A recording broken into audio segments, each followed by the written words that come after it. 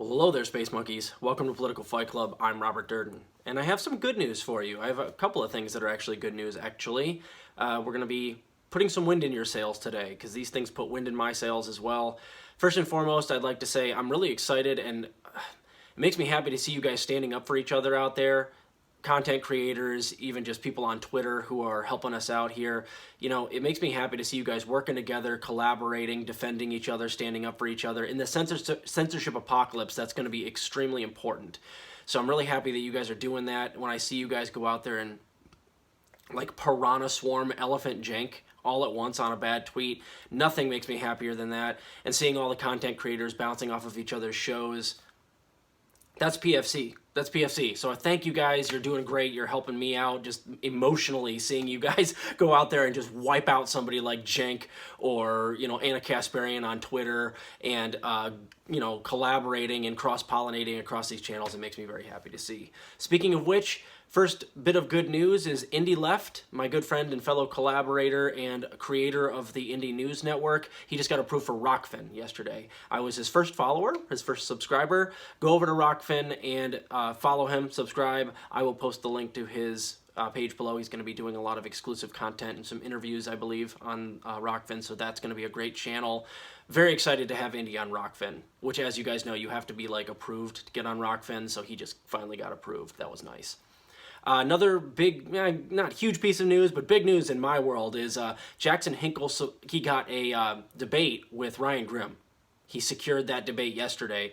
I just saw the video. I don't know when exactly it's going to be. They're going to be debating Ukraine, and I believe the specific topic is like how NATO put Russia in a corner. But I imagine they'll just kind of broadly be talking about the Ukraine crisis. And Jackson Hinkle knows this, but here's what you can expect. If the Jackson Hinkle that went out and destroyed Vosh and Sam Cedar shows up, Ryan Grim's done. If you keep Ryan on topic, meaning don't let him do whataboutism the entire time, meaning as you're talking about how NATO caused this and put Russia in a position where they had no other choice, Ryan's always going to try to do, and I've seen this on Rising, he's always going to try to make it about Putin evil. Always. So don't let him make the conversation about Putin. Keep him on topic with NATO and U.S. imperialism and the CIA. Ryan knows that, in fact, the CIA and NATO is very expansive and interventionist because he used that logic to body Emily Jashinsky on Rising like a year ago. Remember when they were doing the musical chairs after Crystal and Sagar left to figure out who was going to be in the top two chairs, and it was like Ryan was mostly like solidified as the number one, but then they rotated a whole bunch of people in and out of the other chair. Emily Jashinsky was the one that was first on there with Ryan, and he went viral for smoking her when she talked about how the U.S. actually liberated all of the Jews from Auschwitz, and he was like, no, actually, it was the Soviets who did that. And then he went on and started to talk about how you could throw a dart at a globe, basically at any, you know, a map, and you wouldn't be able to hit a country that NATO or the U.S. itself hasn't meddled in or all-out bombed or invaded over the last 100 years. So he knows the invasiveness of NATO. He's admitted it on his show. So if you keep him on topic, don't let him make it about Putin bad. Make sure that you don't have to defend Putin, but you need to make sure that you keep him on the topic of NATO's invasive nature. He's going to either lie to you or contradict himself or all out admit that he's wrong. You know, I don't think he's going to do that last one, but it should be an interesting conversation. If the Jackson that shows up that was the same one that showed up for the Sam Cedar debate or the Vosh debate, Ryan Grim is toast, and it ought to be a really fun, you know, hour or two to watch. It's going to be like watching a goldfish get dropped into a shark tank. So good luck, Jackson. I'm sure he'll do just fine. He does his research. He knows very much about the Ukraine crisis, and he does a good job generally of keeping the debate on topic, so that ought to be a lot of fun to watch. Other good news. Julian Assange got married in prison, in Belmarsh prison, so I'm going to be reading to you very briefly from Chris Hedges' new article writing about it, just came out. And I highly recommend you go check out Chris Hedges' new Substack. This is on his new Substack. He just started it a couple days ago. It's wonderful. I'm going to try not to cry while I read it, quite frankly. I'm going to read you the first half of the article. If you want to read the second half, go to his Substack and feel free to do so. And then there was one other thing. Oh yeah, the other good news. Madeleine Albright's dead. So I roasted her, of course. You know, I didn't want her to die. Well, let's just say I didn't wish for her to die. I didn't, like have a voodoo doll in my basement of Madeleine Albright that I was sticking pins into or anything like that. But, now that she's dead, I'm not going to be nice to her corpse. So I did a roast. It's on Rumble and Rockvin. You can go check that out. Ding dong, the witch is dead. Am I right? So let's read to you here from the Chris Hedges report, the marriage of Julian Assange. And this is the crazy part, guys. Chris Hedges was invited to go, and then they stopped him at the gates. They didn't actually let him inside, as far as I know. So he wrote this when he got back. We're going to do a quick review of what's going on with Julian. And I will have one more episode out to you guys today, maybe two. Okay, so this is from Chris, his most recent article, The Marriage of Julian Assange. London. I'm standing at the gates of HM Prison Belmarsh, a high-security penitentiary in southeast London, with Craig Murray, who was the British ambassador to Uzbekistan until he was fired for exposing the CIA black sites and torture centers in that country. Inside the prison, Julian Assange and Stella Morris are being married.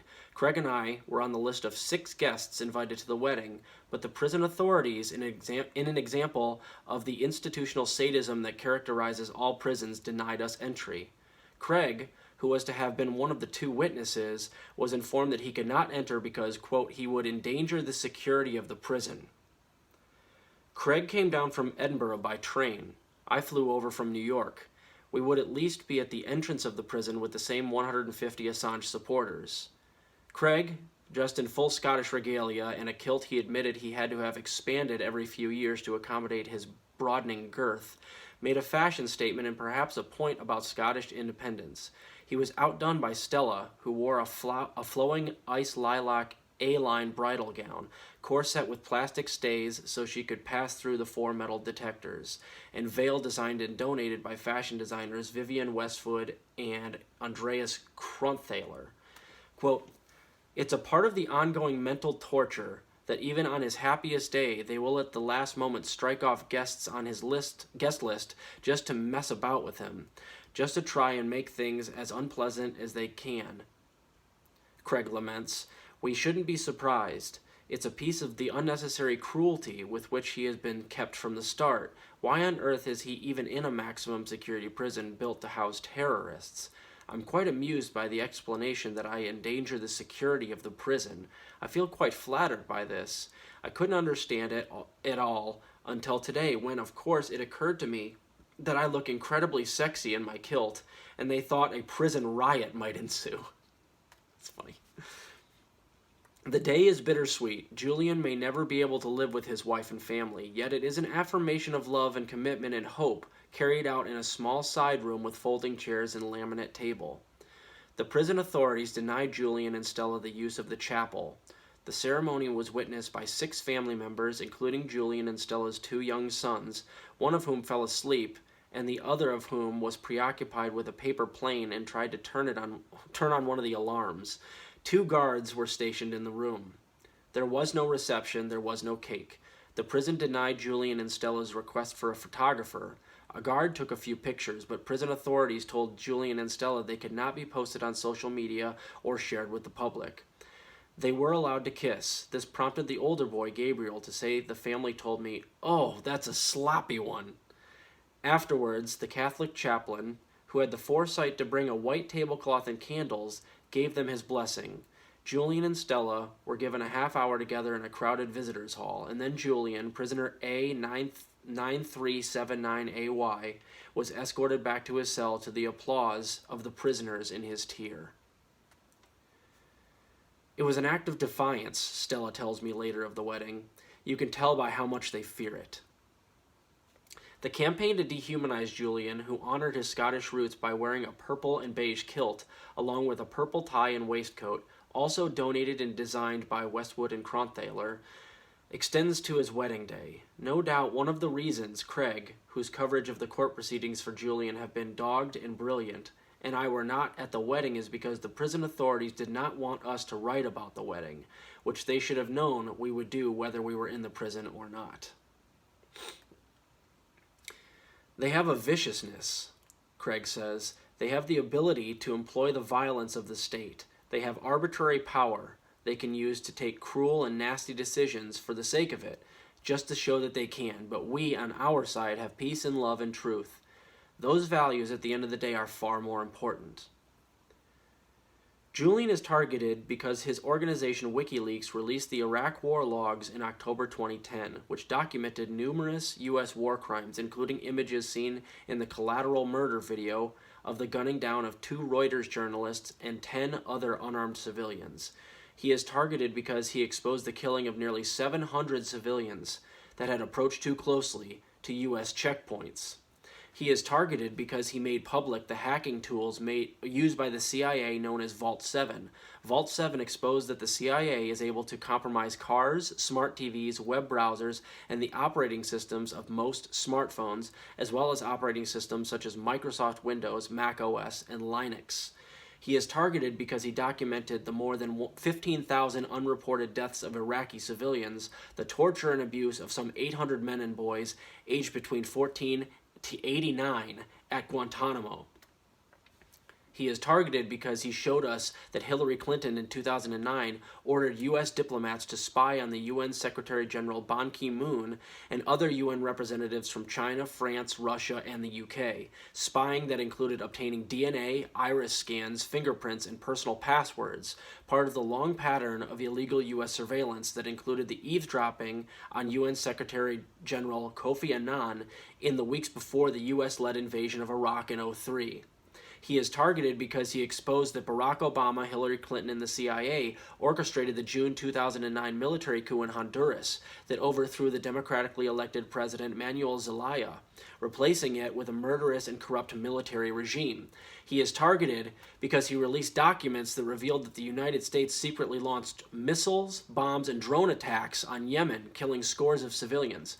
He is targeted because he made public the $657,000 paid to Hillary Clinton by Goldman Sachs to give talks and her private assurances to corporate leaders that she would do their bidding while promising the public financial regulation and reform. He is targeted because he revealed the internal campaign to discredit and destroy British Labour Party leader Jeremy Corbyn by members of his own party. For these truths alone, he is guilty. This is why I love Chris Hedges. You should definitely check this out. I'm going to read you just a little bit further, but as you can see, I would die to be able to write this well.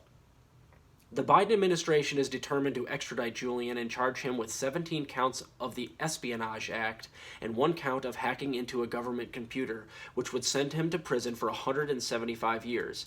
I sat through some of the court proceedings in London. It was a judicial farce, especially since the Spanish security firm UC Global at the Ecuadorian embassy, where Julian had taken refuge for 7 years, recorded all of Julian's conversations with his attorneys and turned them over to the CIA. That fact alone should invalidate the trial, but there is also the bald fact that Julian never committed a crime. Julian is not a U.S. citizen. WikiLeaks is not a U.S.-based publication, and yet he is charged under the Espionage Act in the U.S. with treason. It is a judicial pantomime, a show trial where the rule of law is sabotaged by barristers in horsehair wigs and grand inquisitors such as Gordon Kromberg, the Assistant United States Attorney for the Eastern District of Virginia, who handles high-profile terrorism and national security cases. Kromberg has open contempt for Muslims, Islam, and anyone who defies the state. He has denounced what he calls, quote, the Islamization of the American justice system. Kromberg oversaw the 9-year prosecution of the Palestinian activist and academic Dr. Sami al-Arian, and at one point refused his request to postpone a court date during the religious holiday of Ramadan. Quote, they can kill each other during Ramadan, they can appear before the grand jury. All they can't do is eat before sunset, Kromberg said in 2006. According to an affidavit filed by one of Arian's attorneys, Jack Fernandez, Kromberg criticized Daniel Hale, the former Air Force analyst who was sentenced to 45 months in prison for leaking information about the indiscriminate killing of civilians by drones, saying Hale had not contributed to public debate, but had, quote, endangered the people doing the fight. He ordered Chelsea Manning jailed after she refused to testify in front of a grand jury investigating WikiLeaks. Manning attempted to commit suicide in March 2020 while being held in a Virginia jail. The perversion of the law for all of us who follow Julian's case is chilling. It presages the rise of a global corporate totalitarianism, one where the law is a tool not of justice, but oppression. The U.S. successfully won an appeal of a lower British court ruling that denied the U.S. request to extradite Assange because his psychological fragility makes him a suicide risk, and the conditions under which he would be held in an American prison system awaiting trial are inhumane. Julian appealed in an effort to reinstate the original ruling. His appeal was denied. The British Home Security Secretary, Priti Patel, will rule soon on whether or not he will be extradited. If she decides to extradite Julian, he can go back to the lower court to appeal the points on which he was found guilty. If the High Court rules in his favor, the U.S. can appeal that decision to the Supreme Court. This legal dance will probably take a year. If the High Court rejects Julian's appeal, he could be extradited within weeks. And that's not the whole article. Please go and read the rest of the article, and please sub to Chris Hedges' Substack. If that's not enough right there, I don't know what's going to convince you. He's a wonderful writer, and I'm happy for Julian. I'm happy for Stella Morris, but it almost breaks my heart because this is largely symbolic. It's an act of defiance, and that's part of the reason why I love it, because it's so brave of them to do. It's basically giving the U.S. government, which is doing this to Julian, the middle finger. Now, the thing I want to talk about mostly is they didn't actually let any pictures of Julian get put on social media. And then they axe a bunch of people, don't let them in, even though they were invited to the wedding like this. They're giving us the middle finger. And the reason they don't want Julian's picture being put up there is because they are afraid that if you see how bad he looks right now, that their torture will be exposed. The torture marks that are in his face, in his eyes, you'll be able to see it, and it's one of those things you won't be able to unsee, and it's going to reveal, it would reveal if those pictures came out, exactly how horrible what we're doing to Julian has been. That's why they're not allowing it, and it breaks my goddamn heart. Like I said, this is happy news, but it's very bittersweet. Joe Biden could drop the charges against him by himself. It does not take Congress to do so. Pardon him, even though he doesn't really need to be pardoned because he's not guilty of anything. The charges need to be dropped by Joe Biden. The damage that's already been done is far more than most people have to go through in 10 lifetimes. The psychological torture. I can't even imagine. I can't even imagine it. Anyway, there are some good things going on in this country, though. We are battling censorship. It seems like a lot of us are coming together because we realize that we're kind of in the end times right now. I don't know if you've noticed, but the petrodollar is about to collapse, which means the American dollar is done. Russia is now they're selling their oil to places like India under the condition that you pay for the oil in Russian rubles.